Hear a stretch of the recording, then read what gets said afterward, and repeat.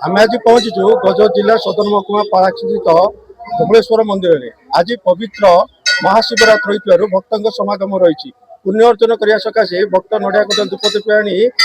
निज मनस्कामना पूर्ण पूजा अर्चना कर आम पाखे जड़े पूजक अच्छा धवलेश्वर मंदिर विशेष पद कौन रही आज महाशिवरात्र विशेष पद कौन रही पचार आज्ञा कौन कहे आज पवित्र महाशिवरात्र आज दिन में प्राय जनगणन अनुसार पूरा लोक समारोह आ भगवान को समस्ते दर्शन करी बड़ सुंदर भाव माने श्रृंखला भाव बड़ सुंदर भाव दर्शन करी समस्ते आह्वान करी जाउचंदी समस्त आनंद रे भगवान जो आमर श्री श्री धवलेश्वर पीठ रे आज पर्यंत बहुत लोकर समारोह होची तेणुक इटे ध्यान नित्य महेश रजतगिरी चारो चंद्र बतास रत्नाकल्पजलागम परसामृग बरावीतिस्थं पद्मासनं समस्त श्रुतं मरगन्न बद्धर्कुतिवासनं विश्वादं विश्वविन्दं निखिलभयमनं पंचवक्त्रं त्रिनेत्रं महाशिवरात्र गोटे तिथि जोटा कि ठाकुर महाशिवरात्र जिते गरल पीकी थे नीलकंठेश्वर जो कंठ रही तेणुक नीलकंठेश्वर नाम देले भगवान स्वीकृत आनंद परमानंद। धवलेश्वर विशेषता कौन रही धवलेश्वर विशेष ये धवलेश्वर विशेष हूँ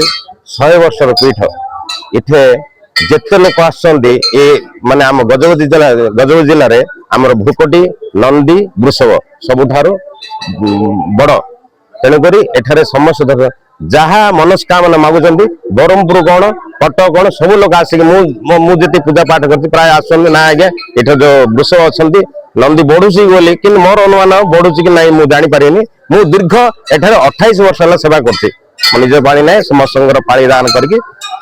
धीरे धीरे चलू ठाकुर मनस्कामना पूर्ण हो दूर दूरांतर भक्त आसते आज पवित्र महाशिवरात्र भक्त आम पाखे जड़े भक्त अच्छा पचारि आज धवलेश्वर भक्त समागम रही कौन कह ओम नमः शिवाय ओम त्रयंबकम यजामहे सुगंधिं पुष्टिवर्धनम उर्वारुकमेव बन्धनात् मृत्युर्मुक्तो मामृतात् ओम नमः शिवाय। एटा होचे हमरो रजांकर दान देवा मंदिर आमर जेहेतु ब्राह्मण मानक देइथिले मोर गाँ होचे बी सीतापुर मो ससुरर आज जेहेतु आमर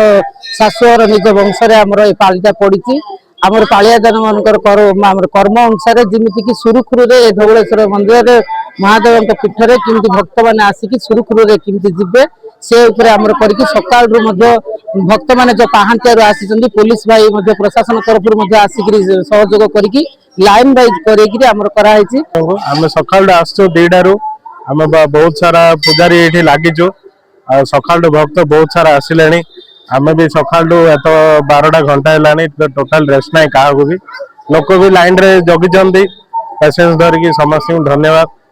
आज तो महाशिवरात्रि समस्त हार्दिक अभिनंदन शिवरात्रि आम भक्त को प्रतिक्रिया नौलो ये धवलेश्वर मंदिर गोटे सर्वपुरातन मंदिर राजराज रही ठाकुर महिमा अपूरणीय रही बहुत दूर दूरांतर भक्त आसते जो वृषभ रोचे दिन दिन वृद्धि पाइबार देखा मिली इटे भक्तर मनस्कामना पूर्ण हो आज एठारे महाशिवरात्र होइतारु भक्तों स्व छुटी देखा मिली गजपति बेरा हिरांचल लाइव।